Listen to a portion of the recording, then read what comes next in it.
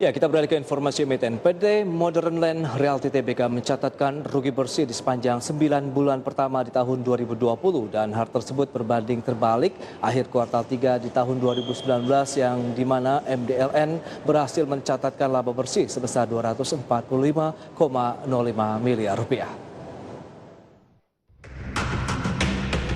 Merujuk ke laporan keuangan perusahaan, Modern Land membukukan penurunan pendapatan hingga 69,87% secara tahun ke tahun.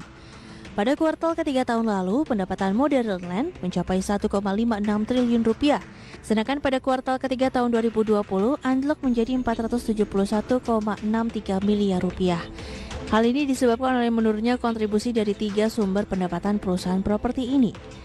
Beban pokok pendapatan MDLN tercatat sebesar 201,37 miliar rupiah atau turun 66,38% dibandingkan akhir kuartal 3 2019 yang tercatat sebesar 598,64 miliar rupiah.